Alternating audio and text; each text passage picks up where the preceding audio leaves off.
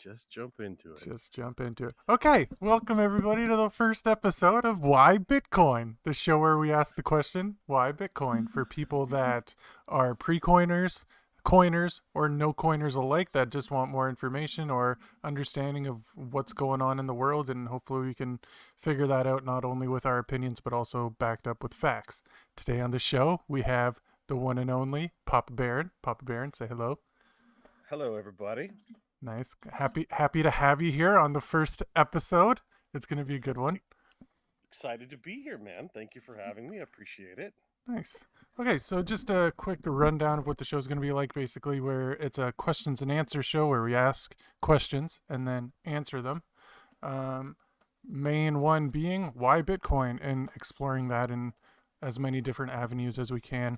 I'm a firm believer that Bitcoin is the future we'll be living in sooner than later, and I'll have guests on the show that are either against or for, or just have no idea what's going on, which are all fine things. And I'm excited to help people learn more stuff about it. Does that sound good? That sounds great, man. Awesome. Yeah, sounds awesome. Cool. So where do you want to start this adventure? Okay, so my first question of the day would be to ask, what is Bitcoin? That's the first question of the first show. What is Bitcoin? And I have my answer, and I'm curious if you'd like to give an explanation of yourself to if somebody were to ask you what is Bitcoin. How would you go about answering them? Oh yeah.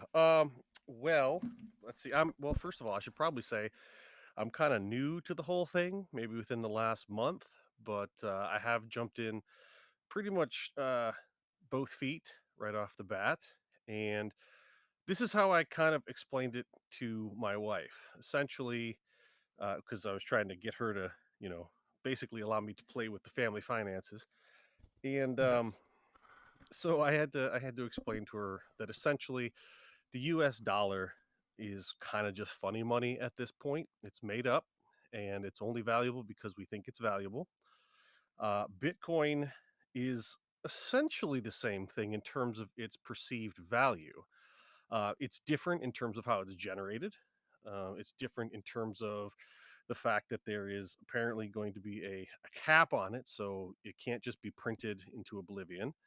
Um, and it's different in the sense that currently it does not have the same status of uh, trust, I guess, that the US dollar does. However, as I explained to her, I think that those are two ends of a seesaw, essentially. And as we see the dollar start to go down on one end, you're going to see the Bitcoin go up on the other end. And that is why I'm very bullish on Bitcoin. I'm actually bullish on a lot of different coins, um, but not a lot, a Okay. couple. We can get Uh, into the other coins in a sure, little bit. sure.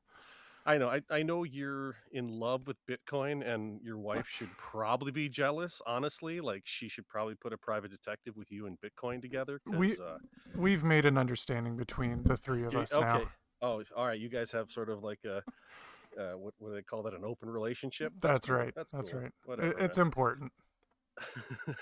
It's important to share your so love. I mean, aside from the technical aspect, which is I mean, that's a whole dissertation in and of itself, but just have to know that, that in my opinion that it's a currency just like anything since the beginning of time. I mean, we used to trade, ducks for wheat, and there was a certain level of exchange, right?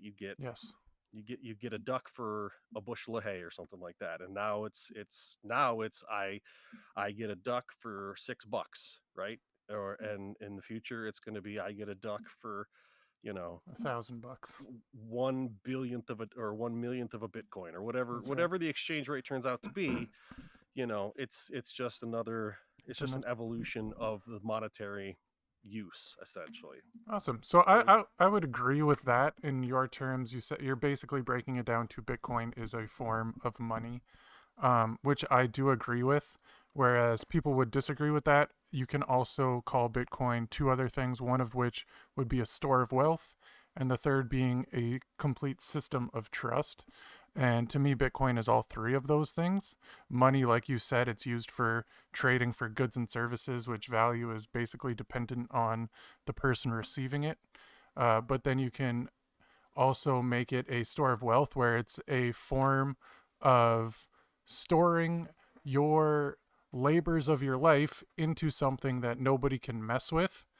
Um, and we can go down that road as well. And then on top of that, Bitcoin is also the first system of trust in the known world that doesn't involve human interaction to make it work, where it's only run by computers and programs.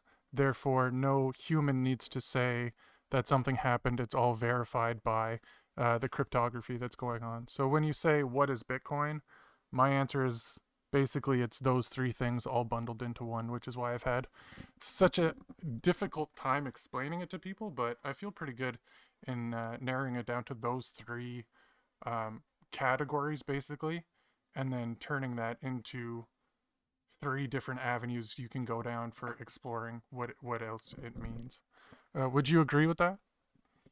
I mean, I can't disagree with it. I think in terms of trying to explain to somebody who has never I mean, pretty much I would imagine most people by this point have heard of Bitcoin, have heard of e-coins, right? Well, Like let, it's let me unless stop. you were Let me stop you you don't right think so? there. I think there is a vast majority, actually, of people that haven't heard of Bitcoin, uh, unless you're referring to it as in, maybe 8 years ago or whatever it was. Everybody heard that buzzword, and then it just kind of died into oblivion, and nobody heard about it again. And now suddenly it's coming back up. But I still think a vast majority of the population of the Earth has not heard of it. And I do think it is going. I think you can relate it to the entirety of the Earth because it's going to affect basically every human. And No, I in agree with that. in I that agree with ratio, that. it's just I guess I'm kind of going more off of like I heard of Bitcoin a decade ago and I barely pay attention to anything.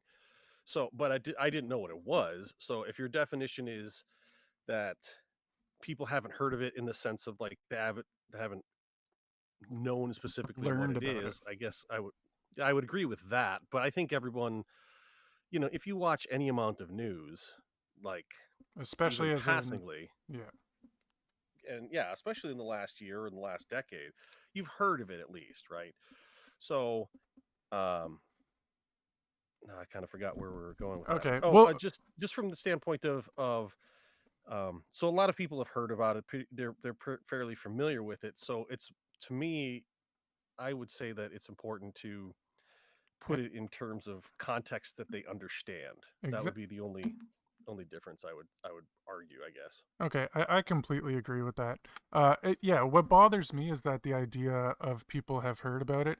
It's more so the thing about Twitter, social media, the internet in general, is that once you look up something, you see how many people are looking it up and you feel like, oh, this is everywhere, which I think is what's happening to me in Bitcoin right now. Like, I follow a few Bitcoin people on Twitter. And so now I'm like, oh, everybody's talking about this all the time. Yeah, it's the red car theory. Oh, You when you familiar look with the for a red? red car and it starts popping Well, up everywhere. if you start thinking, yeah, if you start thinking about a red car, you see a red car like all the time. Suddenly, it's very odd like that. I guess I go more off of the idea, not so much the internet and everything else. I'm much more old school, pragmatic. Look, if my 60-year-old parents have heard about it, everybody's heard about it as far as I'm concerned. Like they're the last people that are going to know, and they've even heard of Bitcoin. They're familiar with it. So that's that. Do they understand it? No, 100%. No, they don't understand it. They don't know what they're looking at in that front. But in terms of just hearing the word and knowing that it exists, I would say a large percentage of people. That's all I'm saying. Yeah, okay.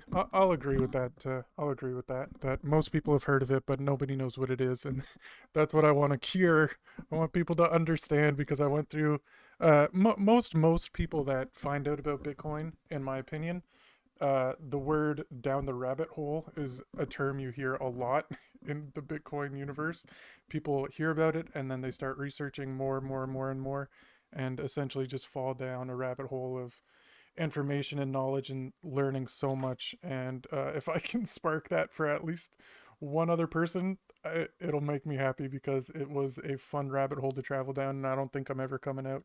Do you feel like that describes how Well, you I feel about mean, it? I think you and I both have to, with the audience, we have to have a full disclosure in the sense that you were the one that led me to the rabbit hole. You kind of told me to look over. You were just like, "Hey, Papa, just go ahead and look over the edge." So what do you? And then you kicked me from behind and you shoved me right down it. So, I don't think I uh, kicked you. I think there were some people. So when I first went down the hole, I think tried reaching up to grab as many hands to pull down with me, and I probably okay, that grabbed might at. be a better analogy. Yeah, Yeah. I Okay. grabbed at 100 hands, and I just was hoping one would grab on, and you decided to lend me yours, and you just fell down with me, and everybody else Yeah. is just like, no, you're going down some maniac hole. See you later, sucker. And feels Well, good and to that not be that alone. and I have to tell you, I mean, since and like I said, about a month and a half now that I've really gone down that rabbit hole, I'm kind of with you in the sense of I sort of feel like we have to start telling people about it. We have to proselytize. We have to be out there letting people know. And I look at honestly as a very humanitarian thing to do at this point. And we'll get into all this other stuff, I'm sure. But just I'll say it like that: is that now that, for lack of a better term, now that my eyes have been open to it, I feel like I need to spread that light to other people as well. So I definitely feel you, brother. So once again, thanks for having me on the show because it's good to be a part of something like this. Cool. Okay, so I guess what we can do is start simplifying it for people, and let's just break down those three avenues I talked about. So you kind of explained briefly how Bitcoin is a money, and that's one thing I think the general population, through uh, regular schooling, they don't really teach you about what money is, and you're just taught that you need to have it in order to survive, but you're not taught about how it's created, where it comes from, what it means. And Bitcoin for me helped me learn what it was.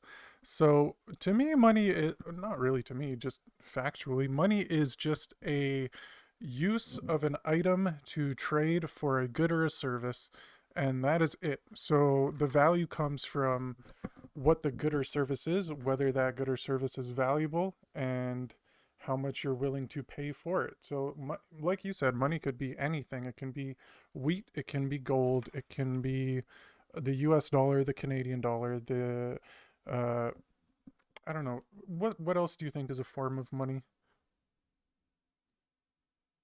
Money itself, Yeah. What else could I be used as literally, money?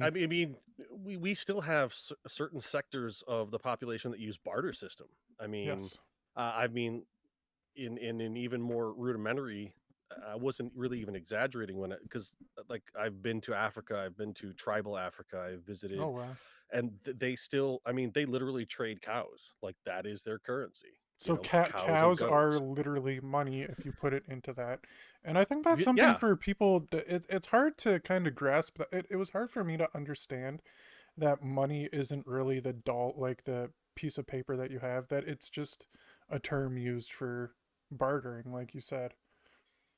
Oh, absolutely. Yeah. I mean, the folks in Tanzania would literally raise cows and then they would go to market and they would trade it for corn, for grains. So, and there wasn't cash. I mean, not in this particular transaction that I was witnessing anyways. I mean, there are tribes that obviously they're not as necessarily, lack of a better term, primitive, but the group that I was with, um that I was missionarying with, they were trading with cows, and it really just is a representation of time when you really think about it. All money really is.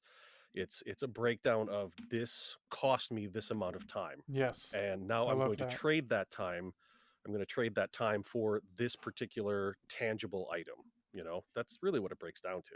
I agree. So if we break that down to being what Bitcoin is, Bitcoin can 100% in my opinion be a money, because me and you can prove that. I would easily, quickly, and very happily accept any amount of Bitcoin for a amount of my time that somebody deemed was valuable enough to give me Bitcoin for.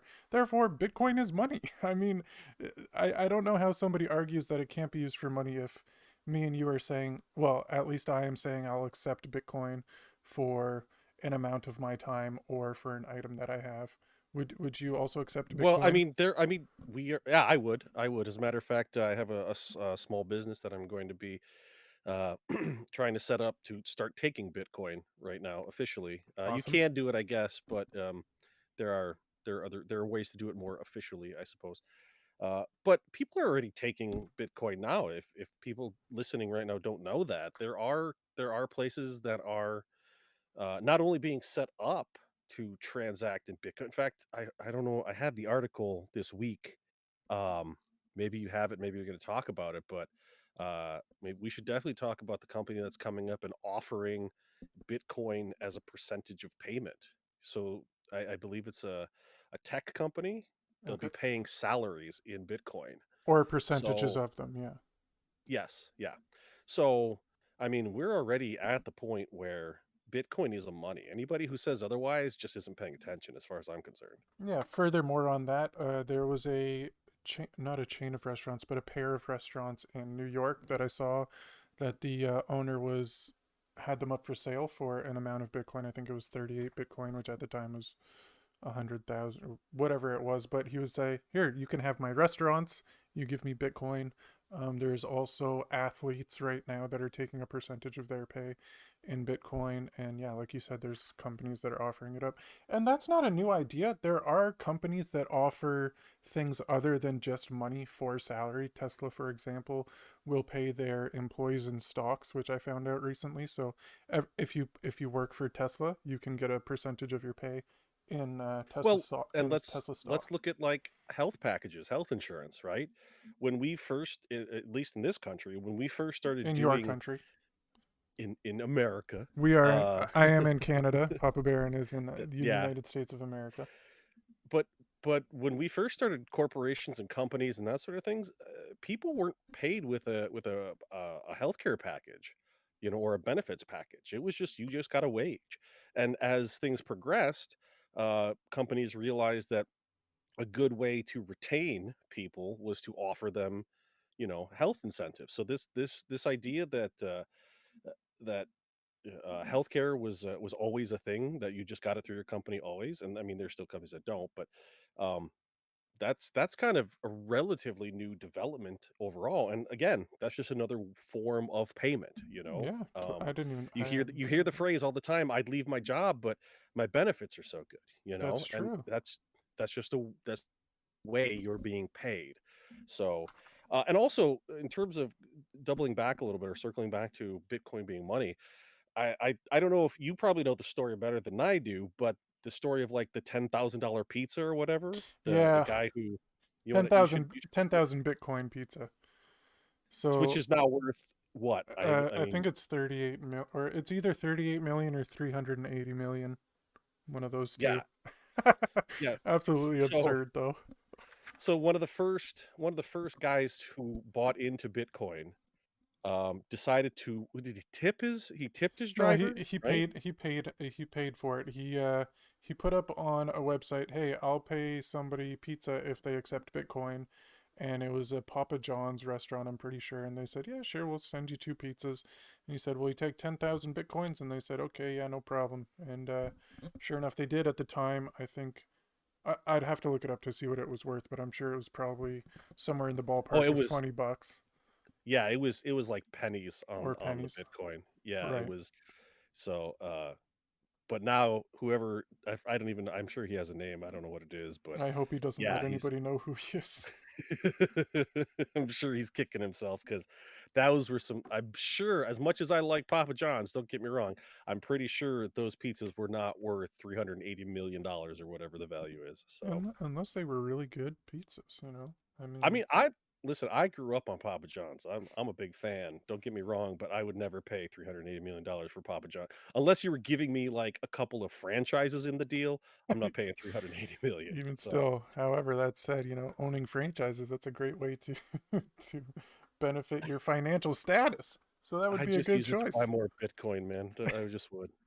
It's true. I know. That's the thing now. It's like, do I want to invest in anything or do I just want to buy more Bitcoin? That's one of the struggles that Bitcoiners have, at least Bitcoiners that are not already wealthy. And oh, let's tip on that for a second because you said most people know about Bitcoin, and I would argue. I guess that one interesting thing that I would argue about that fact is I think the people that know about it or understand it at this point in time on January 25th, 2021, um, are already wealthy, are already set, have already made investments in their life, probably are already acquainted with how the financial system works. And for the general public that work paycheck to paycheck, which is the vast majority of people in this world, that don't have money, that feel like they missed the boat on Bitcoin, that it's already too far gone for them to get, sorry, to get into it, they're the ones that don't understand. So just that just goes to show that people that are aware of how money works are in right now, and people that aren't aware of how money works are not in yet. They will be, but the sooner you understand it, the happier you're gonna be because it's just the lesser and lesser that wealth gap gets from somebody working day to day to somebody that owns chains of restaurants. And I think us I guess I'll speak for myself, but me, little guy, stands a fighting chance in the world when Bitcoin becomes more and more accepted, which is another reason why I appreciate it so much. Would you agree with that? Well, I think I think you're gonna have to maybe explain why that is. You say when you're saying stuff like little guy and getting in too late, those are for somebody outside of the Bitcoin universe. They're going to hear those phrases and they're not going to understand why Bitcoin is a game changer in terms of personal wealth. Okay. Um, So so we can travel on to the second point of my what is Bitcoin, and that it's a store of wealth, and kind of go into that aspect of it. That might help answer that question. sorry, I was muted. Yeah, Oh, yeah, definitely that. But I think what we really, I think that I'll put it this way. I think we really need to because it was one of the things that helped me change the minds of a couple other people. Is we really need to explain how money kind of works and why I think this is me, and I'm not a financial advisor. Nothing you hear on this show, by the way, should be taken as financial advice. no. So please make sure that you do all your own. Anybody Research. listening needs to do all their own research. We are not financial advisors, and that's the end of that statement. But as far as I'm concerned, um, people need to understand things like why the dollar, like when I was growing up, right? I could buy a gallon of gas for 75 cents. Now that tells you how old I am, number one, which is sad. But number two, He's about you're not only 104 years old, for anybody wondering. I sound pretty good for 104 Yeah, though, I it's have to not say. bad. Not bad. Uh, but now you look at least where I am, you're looking at, 250 a gallon. Now, what happened? How is it that, you know, I can take 75 cents, 20 years ago, and now that 75 cents won't even get me a gallon of gas. So stuff like that, how money supply works, velocity of monies, um, those types of things I think are super important uh, to understand Bitcoin in that light. And I think once people see that, once people see how the dollar is losing value, why it's losing value, and what the monetary policies that are in place are doing, and I know just a bunch of people's eyes just glazed over, but it's really important that people understand what is happening to the dollar in their pocket right now. And the TLDR is that that dollar is getting less valuable. Yes. It doesn't. That's the bottom line. And the thing about Bitcoin is, right now, Bitcoin is going more valuable. It's getting more valuable. I think, and we could argue about this maybe at some point. I think at some point Bitcoin is going to level off. It's not going to be as valuable as a store of wealth. In fact, that's what I'm banking on. I'm banking on the day when people are using it as currency, right? Well, But we already established that people are using it as currency. I mean more commonly, like I could go down to the local Piggly Wiggly and buy a gallon of milk with it. You know what I mean? That's where it becomes real. And that's another aspect is right now the oh, and this is we can I'm it's there's so much, right? There's just so much. it's hard to keep on It's hard to topic. That's stay okay. on it, This but is a laid back. We're just chatting about Bitcoin, and people right. can take it for what it's. But I'd love to hear any and all of your thoughts. So carry on. One of the interesting things, I'm gonna do a little plug for another guy. I like him. I don't know if you do or not, but Robert Kiyosaki. Um, I was watching a podcast of his one time, or a video cast, whatever you call those. Um, and he brought out gold, actual Krugerrands, Oh, right? is that the Rich Dad Poor Dad guy? Yeah, Rich Dad Poor Dad guy. Okay, yeah, he's awesome. Um, I love him. He's a funny guy. But he brought out to show the audience what gold looks like, and it really made me realize because he said most people have never even seen gold. Yeah, Like you see rings, you go to the mall or whatever when back when we still had malls, and you'd see rings made out of gold, but you wouldn't ever actually see gold made into like a monetary unit, yeah. right? And Bitcoin is a lot like gold in that sense and other senses, but specifically in this sense. And so people don't even know how to conceptualize the concept of what Bitcoin is because they can't put it in context of their everyday lives. And that's why I think we really need to explain how how does it work compared to the dollar and what is happening to the dollar that makes it relevant to people and why they should be interested in Bitcoin. So I think you should I think you should hit that point. That's just me. So I'm Okay, going to shut up for a second.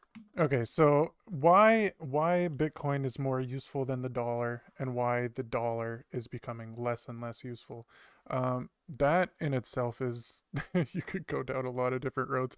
I want this show to stay kind of simplistic for anybody that's listening that just doesn't know anything about this world. So I'm gonna try and say it in as simple terms as possible. And if you have any comments, leave them in the comments down below. We'll try and explain it simpler. But basically, you listener or anyone work and you earn money. The money you earn is an amount that somebody has decided for how much an hour of your life is worth. And you get that money, you bring it home, and if you put it in a piggy bank, it sits there. Uh, if they pay you cash, I guess, and if they pay you digitally via an email transfer or what have you, then it sits in a bank account and the amount of money you have there stays the same. What happens is the governments and the central banking system produce more dollars year over year. So if you have, and this is my understanding of it, if you have $1,000 in a piggy bank in your top shelf of your closet, there is X amount of dollar bills in your country. And the following year, the government just produces more of those dollar bills because they can make more of them. And now there's more dollar bills. So therefore, the dollar bill you had last year, well, there's double that, if there's double it or whatever it is.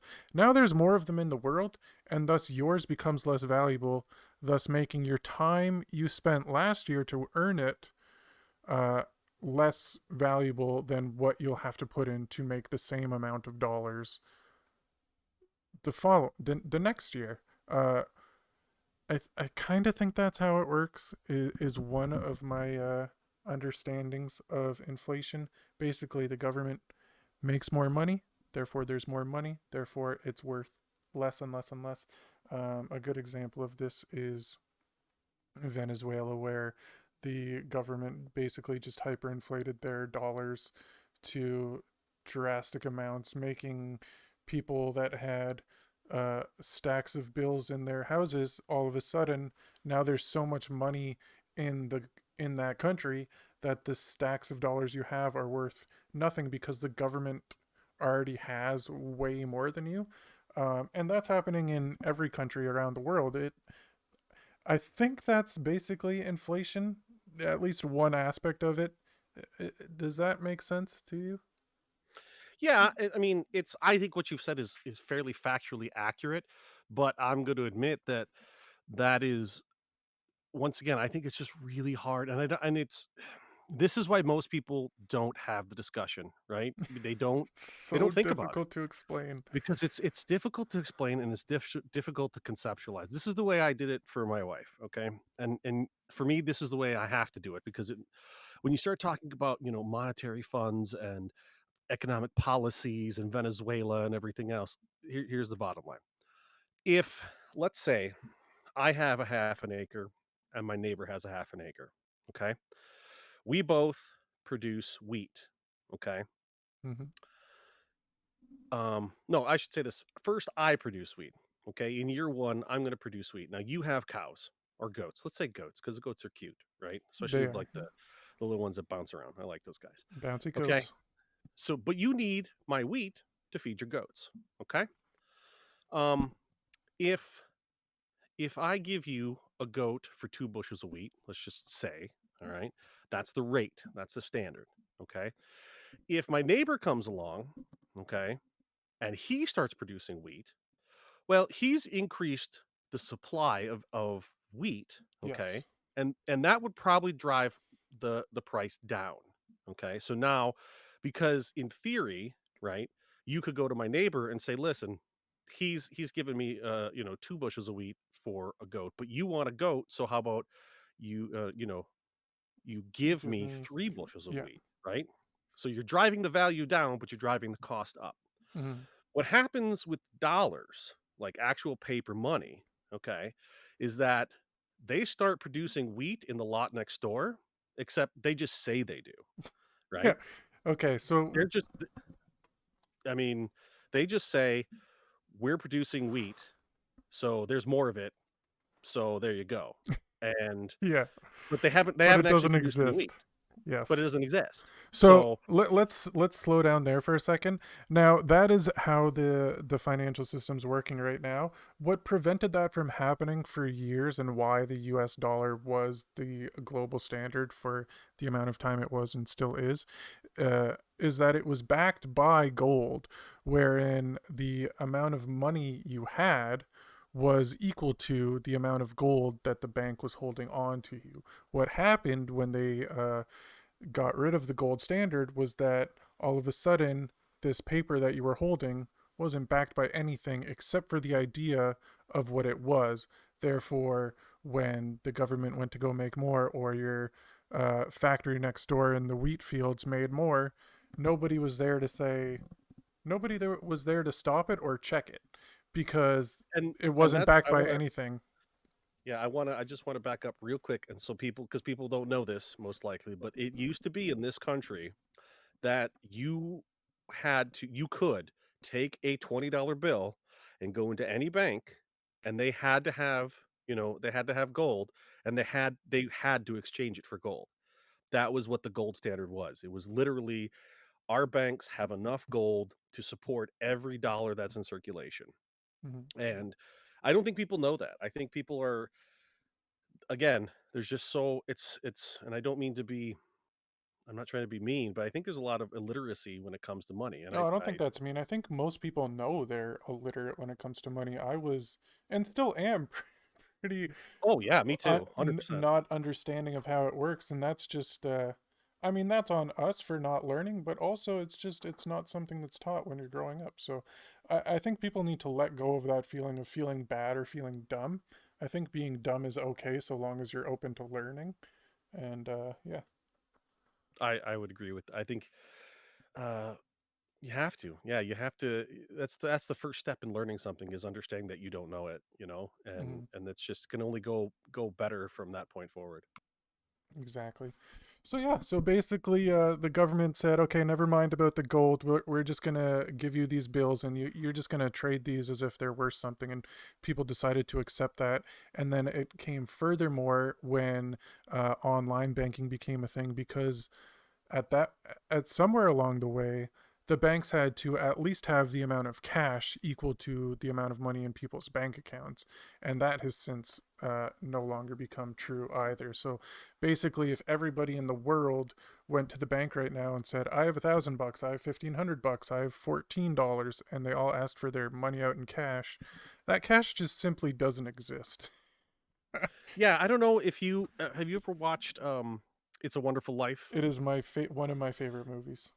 Oh, excellent. Okay, I knew you were good people. So if for those of you who have seen it, you remember the famous scene there where there's a run on the bank, Yeah. and the building and loan has to hand over all of its cash to the bank. Well, again, that was kind of that was actually pre gold standard, but that was the concept, right? Was that the bank had to call in all its loans because people were literally saying, "I have $1,000 here. I want my $1,000," Hmm. and they had to try to pull in all of their resources. So that's kind of just a cinematography, cinematographic, what is the word? Cinema. Cinemalography, I think. Sh I think you just made up a new word, but I'm with you. But anyways, that's just an example, like, But just something that people could put in their brains to understand. yes, and so what he's referring to, if you haven't seen the movie, is basically the bank shows up and says, "Papa, we don't have your money. Your money's in John's bank, and John, your money's in Timmy's bank, and Timmy, your money's in or not bank, but house, and he's holding your money, and you're holding their money, and that's basically what happened again. But the bank takes their money and invests it in things to try and make more money, and I guess investing is another thing that I knew nothing about, which I've started to learn how money can make more money. Um, because that's what the bank wants to do. They want to make more money out of the money they have, and that's another thing. Financial, what was the word you said? Financially illiterate people don't understand.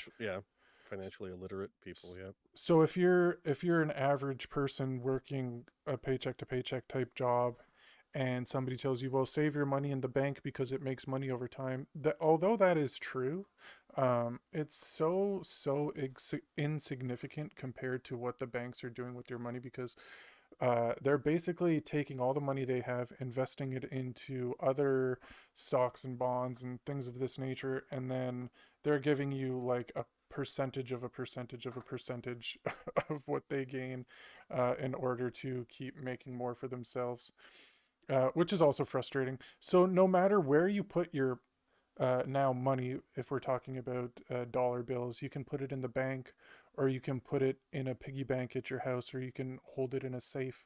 Wherever you hold it, uh, what's happening to it is it's losing value. And anybody that is financially literate will understand that what you need to do with your money is actually invest it into things that make money, such as businesses or stocks, businesses, I guess, are the same thing. Um, Bonds or stores of wealth that are unaffected by inflation rates. Yeah, yeah, and it is one of those things that you have to be conscious about. It is not it used to be, and this is, example that I have is that I told my kids this summer, we were gonna go down to the bank and they had saved up some money, and we were gonna stick it in a savings account. And then your money would magically, every month it would get a little more and a little more. And when I was growing up, that was actually true. Now, Mm-hmm. we opened a bank account for those kids in June. They haven't seen a single penny put in by the banks. Well, So their money is literally just sitting there. It's and not not doing a damn thing. that's not well. What's actually happening is it's actually losing value. So not only is it not gaining Oh, anything, but it's actually right, losing value. So by right. doing nothing, not only are you saving what you have, you're actively losing money. And that's one thing about Bitcoin that when I learned that, I was just like, everybody needs to know this, because, the saying ignorance is bliss. I was always like, well, that's fine. I like bliss. But no, it's just sad. It's just sad. It's scary. Your money is, you're losing money by doing nothing. And at the very You know, least, you should do something. we should I want to touch on this just a little bit. This idea, at least in this country, and the way I was raised, US Midwestern, right? And it's always been uncouth to talk Unco- about money. what's Uncouth. uncouth? Uncouth is the idea that it's what's the word? Not spoken about, basically. It's like No, uncouth is like looked down. undignified. Yeah. Yeah. Okay. I would agree Uh, with that. I think and that's most pretty known all over North America. I don't I think that's and just a and I don't want to assume. I just assume that my experience is kind of, I don't want to assume other people's experiences. But so I mean, we don't talk about money, right? You don't Mhm. talk about like good lord, you can't even talk to your coworkers about how much money they make, and it's Yeah. like that has always struck me as so odd because it's like, wait a minute, we do the same job. If I'm not getting paid as much as you, I want to know why. What am I doing wrong, or what is happening that I'm not achieving by doing the same work you're doing? Why don't I know that? You know what I mean? So I think we need to have a whole mind shift in terms Yes. of discussions about money, and understanding our lack of knowledge on certain things or whatever. And we can't do that until we start getting honest with each other about money.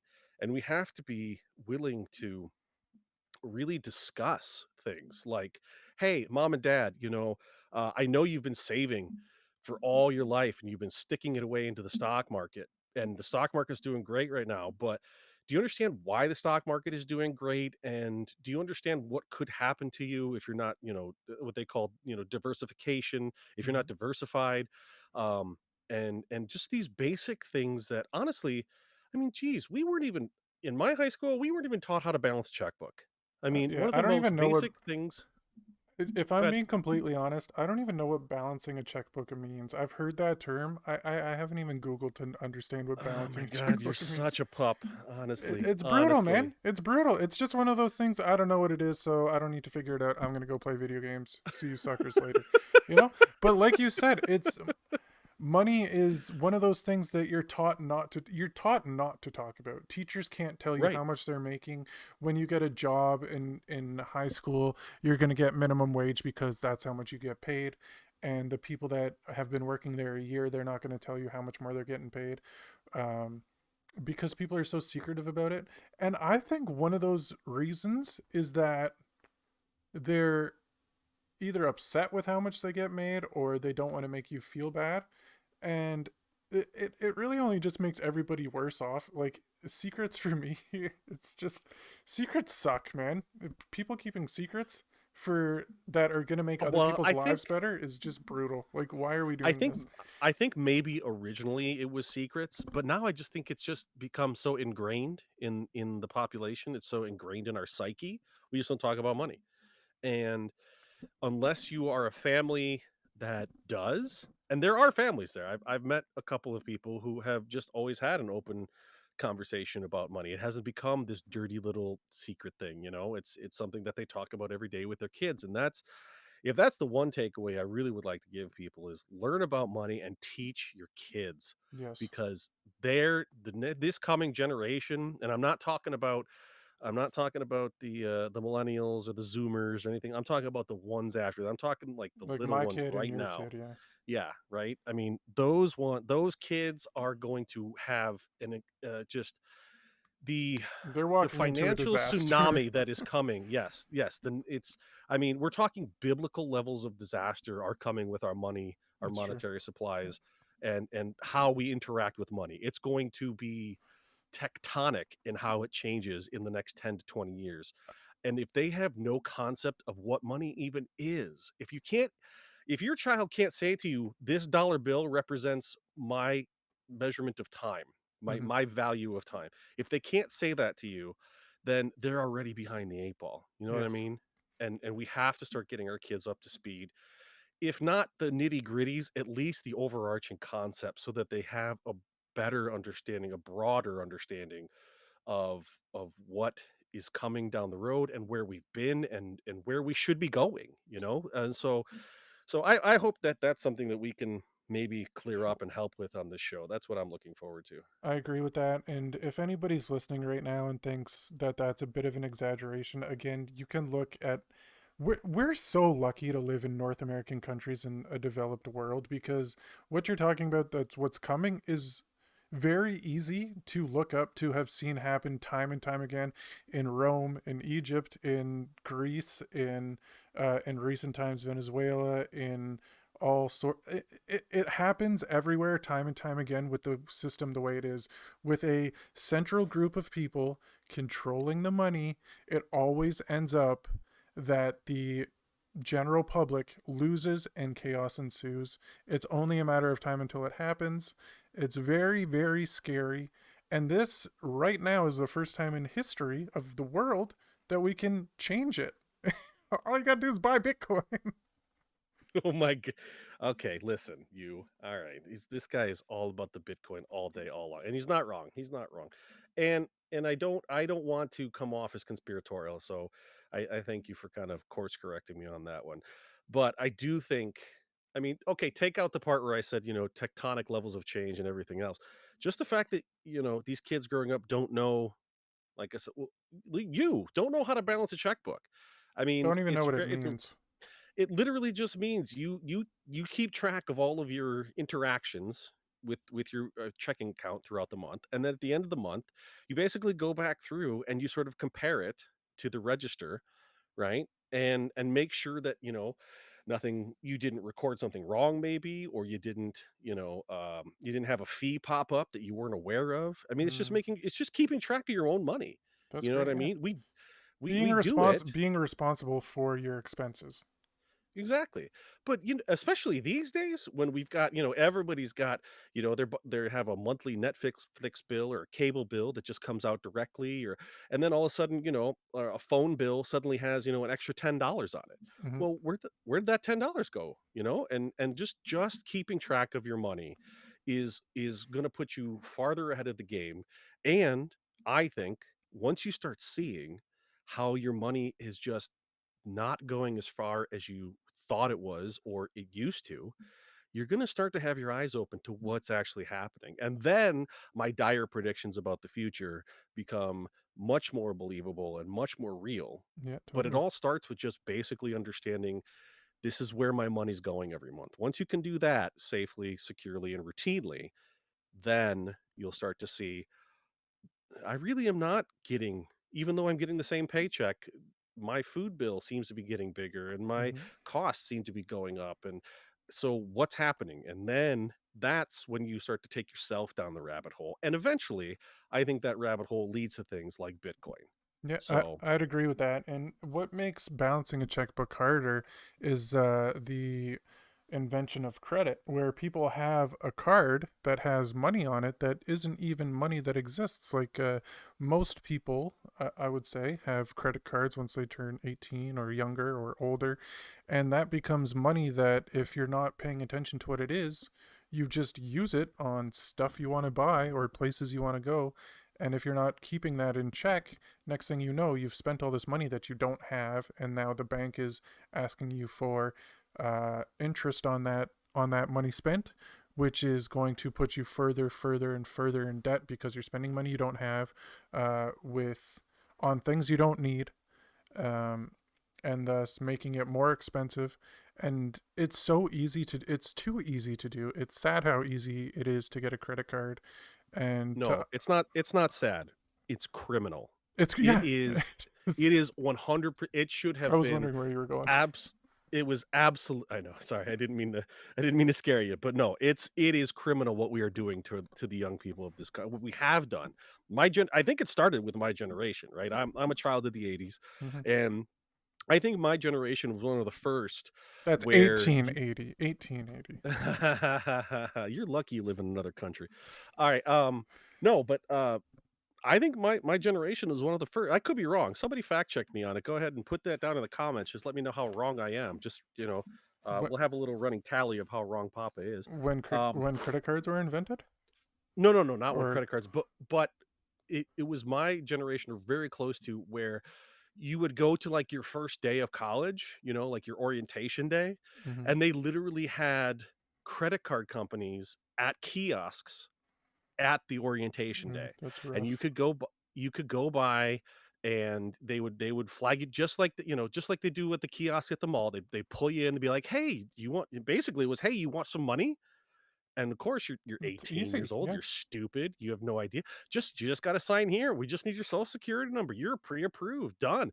And they give these kids, a $5,000 credit limit at 30%, and it's like, what? Yeah. You're gonna give me $5,000 and I don't even have to pay it back for 30 days? Oh, man, this is the greatest thing in the and the next thing you know, 600 pizzas later and 1,000 beers later, you're $5,000 in debt, having to pay, $175 a month, Hmm. to maybe knock off, 75 bucks off the principal, and you're going to pay that for the rest of your life. The rest of your What? entire life, yeah. I mean, Yeah. the same theory applies to school loans or a loan for a house. All of these, it's all the same theory that they're using. They're saying, here, we'll give you a bunch of money, and then you give us a bunch more money later. And it's a trap that everybody falls into because it's become the norm, and that's something hopefully that will change if people And can it start just sounds understanding. so good. It just sounds so good to Hmm. somebody who doesn't know what they're looking at. When you, if you it's a Pandora's box that nobody understands they shouldn't be opening, Yeah. honestly. Except for the people that are launching it, they're over the moon because they understand what money Oh is. yeah. Oh god, they're printing money. Yeah. I mean literally, they're printing money. Like it's ridiculous. Money Anyways. printer go burr. Yeah. So basically, I don't know what's the next point we can touch on here. I like that we dove deep into what money is. I hope we made at least some headway in somebody's mind to understand or at least start looking into how your money works, how it can work for you or against you, and your pro. If you're listening to this, hopefully you're having your money work for you, and if it's not, then hopefully you can get it to start working for you. Even without, take Bitcoin out of the picture, take everything out of the picture. If nothing else, what I would love people to focus on is making themselves more valuable, and understanding your time is valuable to who's ever buying it from you, whether that's your employer or if you're self-employed, to your clients, or if you're selling an item, to understand what that item is selling for and how that's valuable to other people. Because once you value yourself and your time, it makes it a lot easier to start valuing your money because they basically go hand in hand. Oh, absolutely. And I think it was really important that we started off from the the the jumping off point of you got to know what money is first, because nobody's going to get excited about Bitcoin, and they should. Don't get me wrong, they should be excited about Bitcoin, but you can't get excited about Bitcoin until you understand what money is in the first place, Mm-hmm. and what finances kind of are. Not, I mean, you don't have to have. Look, neither one of us have any sort of degrees in finance at Not all, at all. and you don't need that. You You don't just need to listen to this show, number one, every and week. understand that we are not financial advisors, and none of the advice should be taken at face value. You should, I feel, definitely do your own research. But after listening to this show, you should definitely take some of the points we're bringing up and investigate them. Just be curious. That's really what it comes down to. Just be Be curious. curious about finances. If you can start there, eventually you're going to get very excited about Bitcoin. I promise you that. I agree Um, with that. yeah, And because I'm right on that one. yeah, I mean, being curious is the first step. And the other thing I love about that now in the world we're living in is the internet is just an unlimited source of information. It makes me so happy. In my Discord today, somebody said, well, I was explaining that that the internet is used for information, and they argued me saying, I don't think so. Here's a dumb video of a banana spinning in a circle. And if you want to take it to say that the internet is useless, you're doing yourself a disservice, because I put it in this terms. Basically, a hammer can be used to hammer two pieces of wood together, or you can use it to bash yourself in the head. It's just a tool. You can use it how you want to use it. When you're researching, the best thing to do is try and prove yourself wrong. I think what most people do now when they research is they look up until they're right, and it's very easy to find an answer saying you're right. What's hard to do is find an answer saying you're wrong. So when you're looking up how money works and somebody tells you that it's easy and you believe it, well, then you're just going to stop. But keep looking and keep searching to find out why something won't work, which is why I'm still, after going down the rabbit hole, I'm continuing to try and figure out why Bitcoin doesn't work. I haven't got there yet, but I would love for somebody to explain to me why Bitcoin doesn't work. That's what. Honestly, especially if anyone's listening in the comments, if you have uh, something that shows why Bitcoin wouldn't work, I am very interested in that dissertation. Honestly, um, And let it be said yeah, that we will be looking for guest appearances. This is the first episode. I think me and Papa will be here hopefully every week with a new guest. Whether they want to argue for or against Bitcoin, we're open to anybody. Just contact us. either one of us in whichever way you can. Twitter, Discord, all these things. The socials will be listed in the what is it? The description down below. Absolutely. Yeah, and of course, um, yeah, I hope we can do this again, and I hope this I hope that this becomes the rabbit hole of safety, if I Yeah, may. I love that. This is a safe place to have your head start spinning, and then we will quietly and gently hold your hand, and we will say, "It is okay, friend. Come on We'll get down. you to the bottom. Yep, we have parachutes for you. We all float down here. Yeah. Come on down." We're all dummies here. I pride myself on being dumb. If somebody calls me dumb, I can't wait to hear what they're gonna teach me. So don't be scared to be dumb. And thanks for tuning in. We'll see you again next week. Thanks, everybody. Bye bye.